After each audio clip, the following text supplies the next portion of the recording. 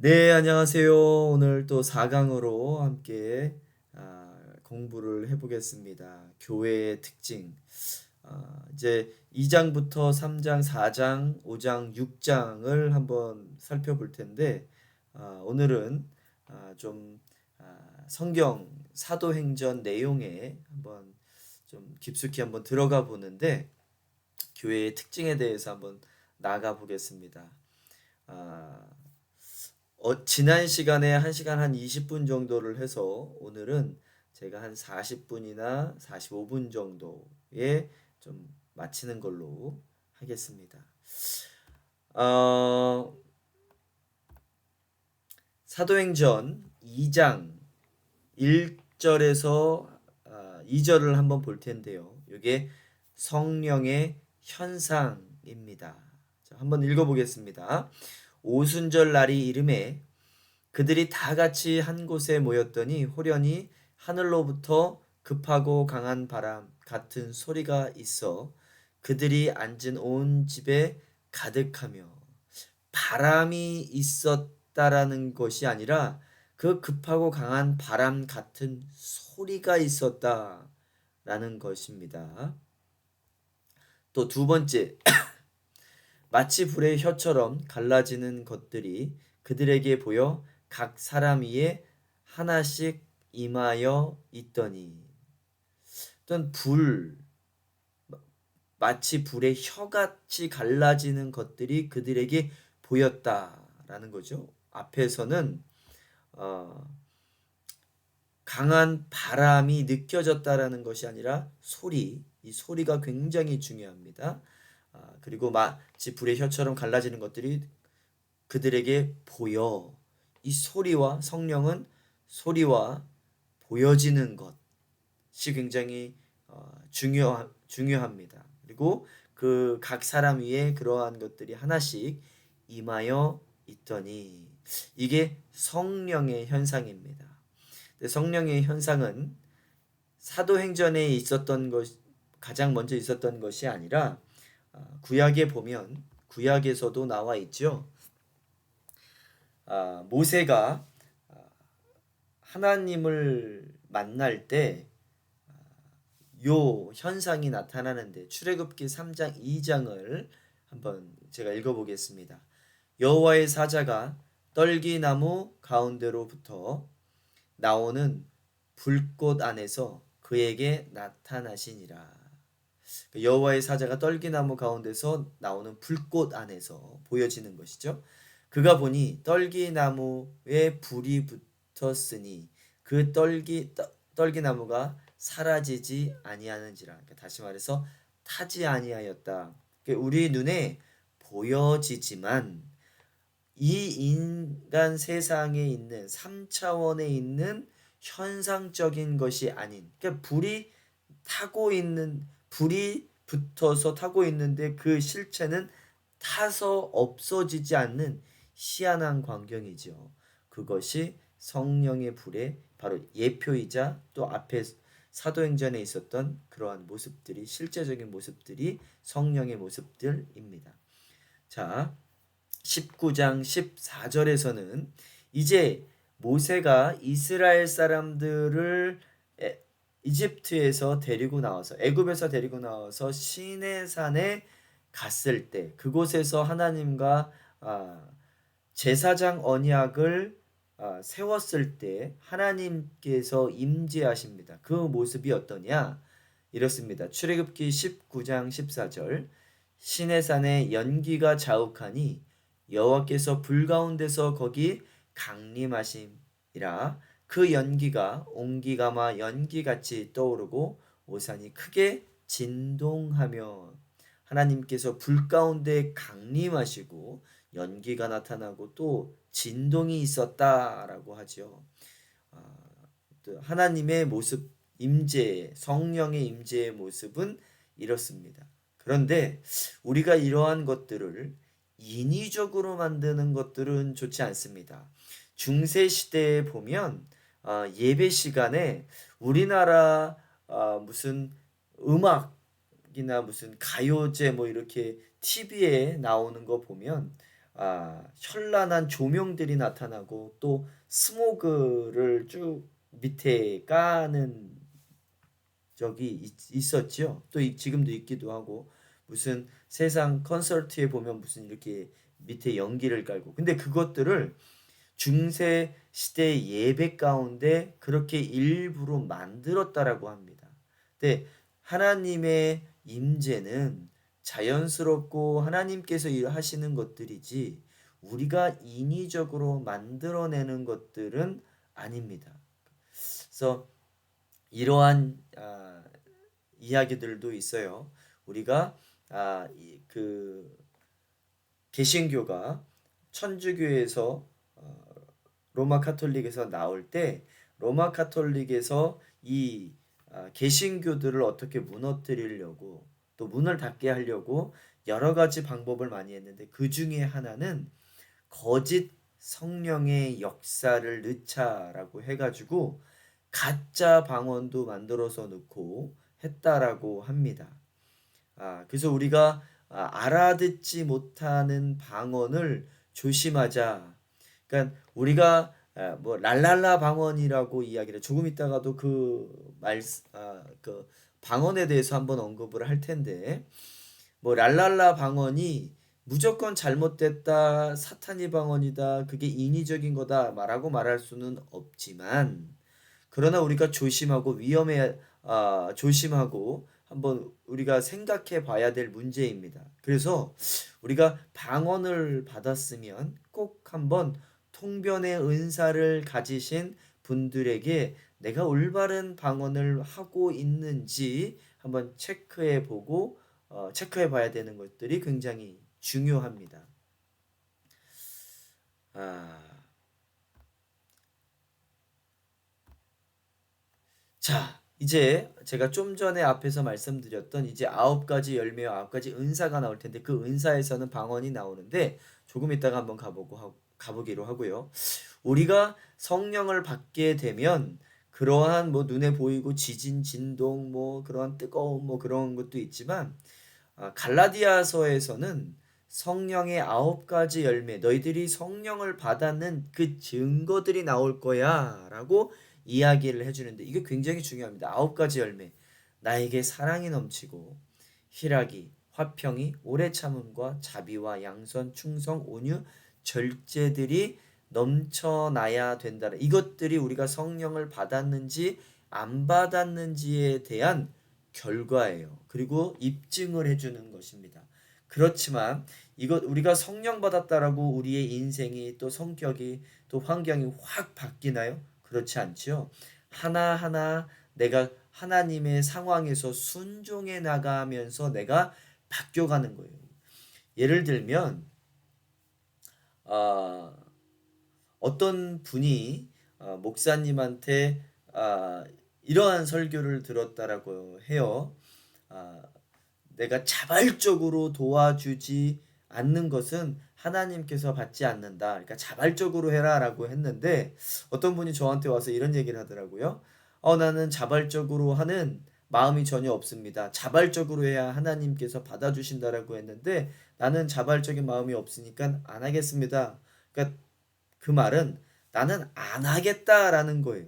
그래서 사실 사랑, 희락, 화평, 오래 참음, 자비, 양성, 충성, 온유, 절제도 성령을 받았다라고 해서 성령 체험을 했다고 이게 갑자기 생겨가지고 내 인생이 바뀌고 또 내 인생의 루틴이 바뀌어가지고 확 이렇게 되어지지 않아요.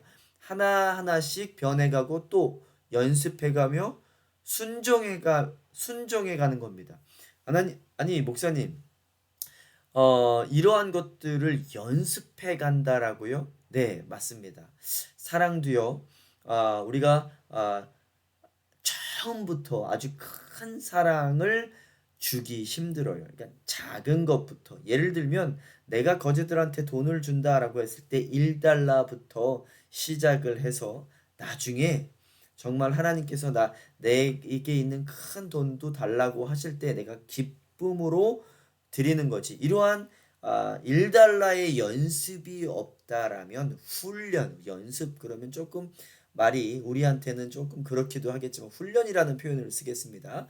훈련이 되어 있지 않으면 큰 돈을 사용해 주기가 힘듭니다. 그리고 싸움을 하는데도 내가 자꾸 화평하려고 하는 그 마음, 내가 절제하려고 하는 마음. 이건 좀 유치한 말일 수도 있겠는데 제가 초등학교 6학년 때 어떤 제 우리 반의 아이가 싸움을 잘하는 아이가 있었어요. 그런데 그 친구가 여름방학 때 여름 성경학교를 갔다 오더니 예수를 만났대라는 거예요. 그래서 싸움을 안 하겠다는, 그래서 어떤 친구랑 한번 싸움이 뭐 초등학교 때 국민학교 때 이야기입니다. 근데 싸움을 붙을 일이 있었는데 안 싸우더라고요. 그리고 한데 그 친구가, 다른 친구가 걔 친구를 딱 때렸는데 맞고 있는 거예요. 그래서 제가 물어봤어요. 왜 그러냐? 그러니까 나 이제 예수님을 만났고 성령 체험을 했는데 이제 사랑하려고 하고 화평하려고 한다. 근데 그 친구가 이런 얘기를 해요. 그 다른 친구가 자기를 2대 3대를 쳤으면 나도 어떻게 될런지 몰랐는데 한 대만 치고서 쳤길래 그냥 나도 참았다라고 이야기를 하는데, 그렇습니다. 성령이 들어온다라고 해서 확 바뀌는 것이 아니라 이제 훈련해 가는 거예요. 사랑, 희락, 화평. 근데 제가 이제 목회를 하다 보니까 가장 많이 싸움이 일어나는 곳이 어딜 것 같습니까? 부엌에서 싸움이 많이 일어나요. 실질적으로 부엌에서 싸움이 일어나기도 하고, 또 어떤 분은 나가기도 해요. 왜 나 혼자만 이 음식을 하느냐라고 말하고서 나가신 분도 계세요. 교회를 나가신 분도 계세요. 그러나 사단이가 우리의 마음을 틈타는 게, 너 혼자만 일하지, 너 혼자만 이런 상황에 빠져 있지, 그 상황을 박차고 나가고 아니면 다른 사람과 싸우고 해라고 할 때 우리는 성령으로 이겨내야 돼. 사랑으로, 희락으로, 화평으로, 절제로, 오래 참음으로. 이러한 것들이 성령을 내가 받았는지 안 받았는지 어떻게 합니까? 이 9가지의 열매를 보면서 알 수 있습니다. 또 말씀드리지만 이 9가지의 열매가 한꺼번에 나한테 들어와 가지고 확 일어나는 것이 아니에요. 하나하나 훈련해 가는 겁니다.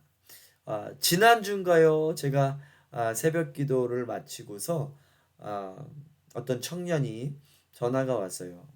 목사님, 제가 이제 한국에서 미국으로 이제 방학 끝나고서 막 왔는데 dorm 그 기숙사를 자기가 어플라이를 하는 거를 너무 늦게 했대요. 그래서 제가, 자기가 지금 집을 찾아야 되는데 목사님 도와주세요. 그래서 제가 그 한국 그 사이트에, 이제 그 우리 지역 사이트에 들어가지고 이제 하숙하는 집들을 찾아가지고 소개시켜 줬어요. 전화번호를 주니까 그 친구가, 목사님 제가 거기까지 갈 저기가 없습니다. 차가 없어요. 그래서 제가 또 토요일 날 설교 준비도 다 마치고 그래야 됨에도 불구하고 또 아, 가서 그 친구를 데리고 그 집까지 데려가서 하기도, 또 연결시켜줘서 그 친구가 이제 또 그 집에서 이제 또 살게 됐습니다. 이러한 것들이 사랑이 없이, 또 오래 참음이 없이, 자비한 마음이 없이, 양선, 충성, 온유한 마음이 없이는 되어지기 참 힘들죠. 이러한 것들이 교회에서 이루어져야 됩니다. 제가 목회를 하면서 설교를 성도님들한테 하면 참 변명들이 많아요. 시간이 없고 또 운전하다가 사고 나면 어떻게 합니까? 그렇지만 그러한 모든 것들을 하나님께 맡기고 또 성령 받은 자로서 이러한 것들을 이제 이루어 가야 되겠죠. 다시 말씀드리지만 성령이, 나는 하기 싫어, 나는 그러면은 성령께서 나한테 움직이지 않으시는 건가 봐가 아니라 한 단계, 두 단계, 세 단계 훈련이 시작되어집니다. 그래서 사랑의 첫 번째 훈련, 화평의 첫 번째 훈련, 절제의 첫 번째 훈련. 여러분들이 실수하시고 실패하시는 그러한 부분들을 이 이제 수업을 듣고 적용점을 찾으셔서, 그러한 상황을 찾으셔서 내가 못했다, 내가 이렇게 한번 해 나가 보겠다라고 쓰시는 부분이 바로 이제 우리 이제 이 부분을 들으시고 페이퍼를 써내시는 것입니다. 이렇게 열심히 그 요약을 하시는데 그 요약은 여러분들을 위한 것입니다. 저를 위한 것이 아니에요. 그래서 제가 여러분들한테 원하는 것은 그래서 요약을 전혀 하지 마세요라고는 저는 말씀을 안 드리겠습니다. 여러분들이 또 그렇게 요약을 해놓고 나중에 볼 때 도움이 되실 수 있으니까. 그러나 제가 원하는 거는 요약보다는 내 삶의 적용점을 찾아서 실제 있었던 일들을 가지고서 써내려 가시면 감사하겠습니다. 자, 이제 성령을 내가 받았는지 안 받았는지에 대해서는 또 은사 9가지의 은사를 통해서 우리가 알 수 있어요. 지혜의 말씀이 9가지 은사 중에 하나고 지식의 말씀, 특히 저는 목사, 설교하는 사람이기 때문에 또 강의를 하는 교수이기 때문에 이 지혜의 말씀과 지식의 말씀을 달라고 기도를 많이 합니다. 저는 이 지혜라는 것은 현명함이라고 생각을 했고 또 지식은 좀 날리지 우리가 배워서 하는 것들이라고 생각을 해서 완전 다른 것이라고 생각을 했는데 어떠한 교수님이 이러한 얘기를 하시더라고요. 지혜라는 것은 지식이 있어야 나오는 것들이다. 저는 지혜와 지식은 완전 다른 것들이라고 예전에는 그렇게 생각해서 15년 전, 20년 전에는 그렇게 생각을 했었는데 그러니까 지식 우리가 이제 글로써 많이 배워서 나오는 것들이 바로 지혜다. 정말 맞는 이야기인 것 같습니다. 우리가 지금 이러한 성령의 9가지의 은사와 열매들을 모른다라면 나 언젠가 한번 예수님의 뜨거운 터치를 받아서 믿은 거야. 그냥 그러고 살아가는 것이 아니라 내가 행해야 될 분분들 그리고 훈련해서 점진적으로 늘려가야 되는 부분들이 있구나라는 것을 이 공부를 통해서 깨달으시면 참 좋을 것 같습니다. 그래서 저는 설교를 하는 또 강의를 하는 사람이기 때문에 지혜의 말씀과 지식의 말씀을 달라고 꾸준히 기도를 하고 있고요. 믿음도 은사예요. 이게 성경이 이야기하고 있는 믿음. 하나님께서 믿음을 우리 개개인에게 허락하시고 이 믿음은 그냥 그 자리에서 머물러 있는 것이 아니에요. 믿음, 성령, 구원, 하나님의 나라는 단번에 이루어지지만 그것이 점진적으로 이루어져 가는 거예요. 그리고 완성되어져 가는 겁니다.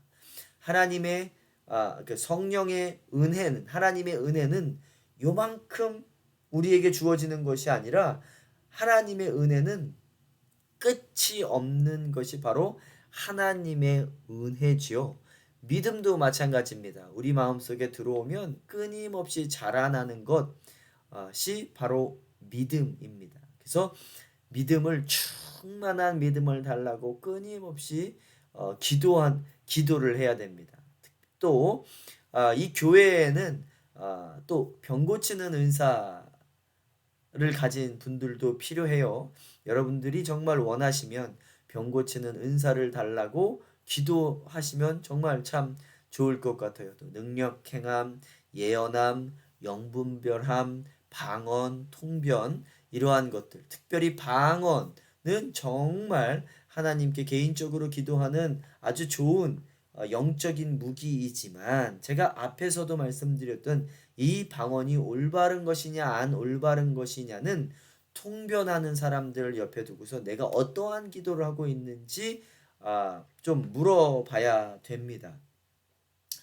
특히 이 방언은 미국 분들은 이 오순절 계통, 순복음 계통을 제외하고서는 거의 한 95%는 미국 분들은 방언을 외국말 하는 것 그거가 아니면 알아듣지 못하는 건 방언이 아니다라고 말씀들을 하세요. 그래서 제 교수님도 미국 분이셨기에 그렇게 말하길래 저도 신학교 시절 벌써 한 20년 전이죠. 그때 제가 이제 기도를 했습니다. 하나님, 나도 알아듣지 못하는 방언인데 그러면 나도 이게 잘못된 방언인가요? 라고 기도를 하니까 하나님께서 저한테 이러한 말씀을 하시더라고요. 내가 너에게 준 건데 의심하지 말라라는 말씀을 하시더라고요. 그렇지만 그러한 방언도 변해가고 다른 것들로 변해간다. 저희 아버지 같은 경우는 처음 랄랄라 방언에서 시작해서 점점 바뀌어서 중국 방언으로 바뀌셨습니다. 그래서 중국 사람들하고 중국을 제일 처음에 들어가는데 이제 그 커스텀을 통과하는데 자기도 모르게 그냥 중국말을 방언을 해버렸대요. 근데 그 사람이 알아듣더래요. 근데 저희 아버지는 못 알아들으셨다라고 하시더라고요. 예, 이렇게 중국 방언도 있고 또 러시아 방언도 있고 그렇게 또 발전해 나가기도 합니다. 여러분들 꼭 은사를 사모하고 또 열매를 사모하시는 또 분들이 되기를 간절히 바랍니다. 자, 이제 교회의 6가지 특징이 있습니다. 한번 들어가 보겠습니다. 사도행전 2장 42절에 보면 그들이 사도의 가르침을 받아 그러니까 교회의 특징은 가르침을 받는 것, 이 가르침을 게을리하면 안 됩니다. 이제 교회의 특징이에요. 그다음에 서로 교제하고 떡을 떼는 것, 누군가를 초대해서 같이 이야기를 나누는 것, 이게 너무 중요한데 그 간에 교제 가운데서 위로가 일어나고 상처가 치유되고 그래요. 근데 좀 자주 제가 보는 목격하는 상황인데 성도님들이 모여서 목사님 욕하고 목사 설교 욕하고 교회 욕하고 장로 욕하고 권사 욕하고 그러는 것들을 너무 많이 보는데 여러분 교회는 같이 모여서 떡을 떼면서 격려하고 칭찬하는 그러한 것들입니다. 그리고 항상 잊지 말아야 될 것들은 그 모임 가운데 기도로 시작해서 기도로 끝나는 것, 그것이 굉장히 중요하다. 이게 교회의 특징입니다. 2장 43절을 보면 이러한 말씀이 있어요. 사람마다 두려워하는데 사도들도 말미암아 기사와 표적이 많이 나타나니. 여러분 교회의 특징은요. 또 기사와 표적도 많이 일어납니다. 우리가 앞에서 9가지의 은사에 대해서 배웠는데 그 은사들을 달라고 기도해서 기사와 표적들이 많이 일어나야 돼요. 그것들을 통해서 그 교회가 성령 받은 교회인지 아닌지를 알 수가 있습니다. 깨어지고 나뉘어지는 교회들은요. 성령이 식고 성령이 소멸한 교회예요.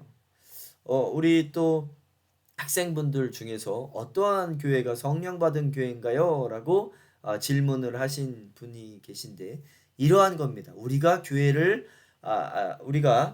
성령을 우리 교회가 성령을 받았는지 안 받았는지 그런 꼭 기적과 표적 아니라 아까 전에 9가지의 열매 가운데 사랑 또 오래 참음 화평 절제 이러한 것들이 있어도 우리가 성령의 결과고 증거구나라고 깨달을 수도 있고요. 또 기사와 표적도 마찬가지입니다. 자, 그리고 44절에 사도행전 2장 44절에는 이러한 말씀이 있습니다. 믿는 사람이 다 함께 있어 모든 물건을 서로 통용하고 또 재산과 소유를 팔아 각 사람이 필요를 따라 나눠주며 우리가 성령을 받으면요. 내 물질과 건강과 지식과 많은 것들을 나눕니다. 우리 교회도 뭐 그래요. 이제 청년들이 저쪽 멀리서 이제 미국에 와서 이제 교회를 다니려고 하는데 저쪽 멀리서 와요. 근데 이제 그 친구들을 데리러 가려면 차를 타고 3, 40분을 가야 되는데 이게 쉽지 않습니다. 이게 내가 물질만 나눠주는 게 아니라 내 시간과 내 힘과 정욕을 나눠주는 것도 쉬운 부분이 아닙니다. 이제 그러한 것들이 잘 성령을 받으면 이루어지고 또 내 물질을 통용하는 것 굉장히 중요합니다. 내 물건을 나눠주는 것, 내 물질을 나눠주는 것. 가난하고 힘들고 어려운 사람들, 혼자 사는 사람들을 불러서 식사 한번 대주는 것. 그것 또한 통용입니다. 그런데 이 지금 성령 받은 사람들은 단지 그것뿐만 아니라 자기에 있는 모든 소유를 팔아 통용했다라고 합니다. 근데 이러한 것들도 때로는 훈련이 필요해요. 점진적으로 훈련이 필요합니다. 어떠한 사람은 성령을 받고 나서 내 재산을 다 팔아서 하나님을 위해 쓰겠습니다라고 또 하시는 분들도 있어요. 중요한 것은 성령을 받고 뜨거워지는 것뿐만 아니라 그걸 유지하는 것, 성령 충만함을 유지하는 것을 가 더 중요하다고 저는 이야기를 하는데, 왜 그러냐? 그 분이 그렇게 성령을 받고서 자기 걸 다 빨아 가지고 가난한 사람을 나눠줬는데 성령이 떨어졌네요. 그러고 나니까 이런 얘기를 해요. 그때 내가 다 팔지 말걸. 그래서 성령 충만함을 유지하는 것도 더 중요하다라는 말씀입니다. 자, 이제 성령의 특징, 성령 받은 교회의 특징 마지막입니다. 날마다 음식을 같이하여 날마다 마음을 같이하여 성전에 모이기를 힘쓰고 집에 떡을 떼며 기쁨과 순전한 마음으로 음식을 먹고, 성전에 모이는 것이 굉장히 중요한데, 또 그 페이퍼에 이렇게 써놓으신 분들이 계셨어요. 그러면 요즘은 인터넷 세대인데 또 이제 메가버스라는 게 이제 더 전 세계로 퍼져가지고 온라인상으로 모든 것들이 이루어질 텐데, 그러면 그렇게 예배드리는 사람들은 안 좋은 것이냐? 일단 어떠한 방법으로든 예배를 드리는 건 좋습니다. 그런데 교회의 특징, 성전에 모이는 것이 힘쓰라고 말한 것은 같이 모여서 부대끼며 그곳에서 사랑이 넘쳐나고 또 말씀으로 훈련을 받아 예수의 군사로서 성장해 나가는 겁니다. 그게 교회예요. 그래서 우리는 할 수만 있으면 모여야 돼요. 아픈 사람들 빼고, 교회에 나올 수 없는 사람들 빼고, 또는 멀리 있는 사람들 빼고, 또는 이렇게 코로나 기간에 그 병 때문에 못 모이는 사람들을 빼고는 이 교회에 모이기를 힘써야 됩니다. 이거는 마지막 때까지도 메타버스, 그러니까 지금 인터넷 세상, virtual generation, 이러한 세대가 오지만 그러한 세대들은 우리의 모임을 막는 그러한 제도이기도 하고, 또 그러한 또 그러한 것들이기도 합니다. 그러니까 우리가 말씀이 무엇을 이야기하고 있는지를 깨달아야 돼요. 단지 그냥 인터넷으로 예배드리는 거 안 되고, 너무나도 은혜도 받고 너무나도 좋은데요, 내가 수고를 안 하려고 한다, 그러니까 내 십자가를 안 지려고 한다, 가는 것조차도 가는 것조차도 힘들어서 점점 편해지려고 하는 것, 그것이 우리의 신앙생활이 아니에요. 점점 편한 거를 원하잖아요. 그럼 집에서 누워서 예배드리고, 내 형식이 무너지기 시작하면 내 마음이 무너져요. 누워서 예배드린다? 그럴 수도 있죠. 아픈 사람들은 그럴 수도 있어요. 근데 가기 귀찮아가지고 내가 인터넷 예배 누워서 드린다? 하나님 앞에서 좋은 모습들이 아닙니다. 그러다 보면 헌금을 안 낼 수도 있고, 남을 도와주는 것도 안 하려고 할 수도 있고, 사람들과 성도들과 하나 되어지려고 하지 않고 나는 편하려고, 그게 문제예요. 내가 예배를 편하려고 드리는 게 아닙니다. 우리는 모여서 예수의 군사가 되어져야 됩니다. 그러려면 같이 성전에 모여서 말씀으로 훈련받고 또 부대끼며 성장하는 사람들이 되어줘야 되죠. 이것이 교회의 특징입니다. 그렇게 하다 보면 이제 구원받는 사람들이 날마다 이제 더해진다라는 말씀이죠. 자, 그것이 이렇게 성령 받은 교회의 특징, 42절부터 47절까지 가르침 받고 교제하고 떡을 떼며 오로지 기도에 힘쓰며 통용하고 나누며 모이기에 힘쓰고 구원받는 사람이 더해진다. 자, 이제 교회의 할 일, 궁극적인 목적, 그 앞에 것들을 다시 한번 이렇게 합쳐놓으면 모여 오로지 기도하고, 우리 교회는 기도해야 됩니다. 성령을 간구하고 또 성령에 따른, 성령을 받으면 열매와 은사들이 나타나는데 그 열매와 은사들이 나타나여지고, 그러면서 교회가 세워져 나가는 것입니다. 그리고 그 세워져 나갈 때 교회의 모습을 보고, 그 교회의 사랑하는 모습을 보고 많은 사람들이 구원을 얻는 겁니다. 이제 또 사도행전 외에 교회의 특징들이 어떠한 교회의 특징들이 있나 한번 가보겠습니다. 에베소서 5장 18절에 보면 성령의 충만함을 받으라. 제가 말씀드렸듯이 성령의 충만함을 유지해야 됩니다. 그리고 이 충만함은 끝이 없어요. 계속해서 예수의 분량만큼 자라나는 겁니다. 데살로니가전서 5장 19절에는 어떤 말씀이 있죠? 성령을 꺼트리지 마라. Do not quench. 꺼뜨리지 마라. 여러분 성령 받았다라고 해서 끝난 게 아닙니다. 이거는 소멸되어질 수도 있어요. 내가 하나님을 따르고 어두운 곳에 자꾸 가려고 하고 육체를 따라가려고 하면 성령의 불은 꺼질 수도 있습니다. 제가 하는 이야기가 아닙니다. 데살로니가전서 5장 19절의 말씀입니다. 요한 1서 4장 2절에는 이로써 너희가 하나님의 영을 알지니 곧 예수 그리스도께서 육체로 오신 것을 시인하는 영마다 하나님께 속한 것이요. 그러니까 어떠한 것이 성령 받은 교회입니까? 라고 물어보신다라면 이러한 모든 것들이 일어나는 것. 그리고 하나님의 예수께서 그리스도라고 고백하고 또 성령의 열매와 은사들이 나타나는 그러한 교회가 바로 성령 받은 교회다. 자, 그러면 또 성령 받은 교회는 뭐가 없어지냐? 고린도전서 12장 25절 몸 가운데서 분쟁이 없고 싸우려고 하는 교회 있어요. 제가 여러분들 제가 이러한 얘기를 하지 않아도 너무나도 잘 아실 거예요. 제가 아는 목사님이 전도사 시절에 6천 명 모인 한국 교회입니다. 6천 명이 모이는 교회에 이제 교회랑 무슨 이 교단하고 이제 무슨 문제가 생겼대요. 그러니까 이 교단에서 목사님을 내쫓으려고 했는지 어쨌는지는 제가 뭐 잘 기억은 나지는 않지만 여기에 중요한 것은 교단에서 누구를 불러면 조직폭력배를 불렀대요. 이게 말이나 됩니까? 여러분 거기에는 성령이 그 교단도 그렇고 이 교회도 그렇고 성령이 꺼져가는 거예요. 그걸 놓고서 우리는 기도해야 되고 기도해도 안 된다라면 그 교회를 조용히 나오시는 것. 그룹 지어서 나오는 거 좋지 않습니다. 조용히 나와서 다른 교회로 내가 기도할 만큼 기도했고 하나님 어떻게 할까요? 라고 물어봤는데 응답이 없거나 떠나라고 하셨을 때는 조용히 떠나시는 게 나아요. 분쟁이 있는 교회 위험한 교회입니다.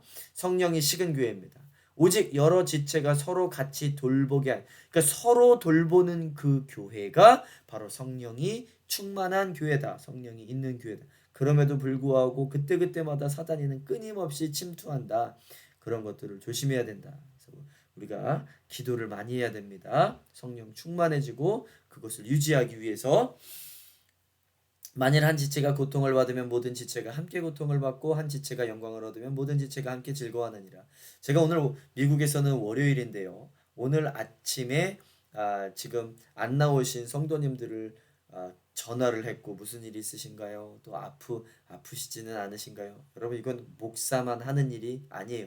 성경책에 목사만 그렇게 해라 절대 아니에요. 그래놓고 성도님들은 이렇게 이야기합니다. 우리 목사님은 나한테 전화도 한번 안 걸어줘. 여러분 여러분들이 같이 전화 걸어주고 다른 고통받는 지체들에게 위로하고 전화 걸어야 돼요. 요게 집사들이 할 얘기인데 조금 있다가 나옵니다. 자, 그래서 지체받는 고통받는 모든 사람들에게 같이 고통을 받고 또 연락하고 전화하고 하시는 그러한 교회가 정말 성령 받은 교회다. 자, 그리고 어떠한 교회가 되어져야 되느냐? 고린도전서 12장 31절 너희는 더욱 큰 은사를 사모하라. 내가 또한 가장 좋은 길을 너희에게 보이리라. 어떠한 더 큰 은사가 있을까요? 내가 돈을 사용하지 못하는데 이것도 훈련이에요. 1불부터 시작해서 100불, 1000불, 만불 돈 사용하는 거예요. 여러분 돈은 절대 내 것이 아닙니다. 제가 목사로서 인디안 선교를 하면서 일주일에 한 번씩 장례식을 치렀는데 장례식을 치르면서 단 한 사람도 돈을 가지고 가는 사람을 못 봤어요. 돈 절대 내 거 아닙니다. 하나님을 위해서 사용하시고 위로하는 것 이것도요 은사예요. 남을 격려하는 것 남을 칭찬하는 것, 내 자녀를 끊임없이 칭찬하는 것, 내 아내와 남편을 위로하고 격려하는 것, 이러한 것들이 더 큰 은사다. 자, 이제 4장에서의 이제 통용이 있습니다. 4장은 어떻게 교회를 이야기하고 있느냐? 자, 4장 33절로 35절까지의 말씀.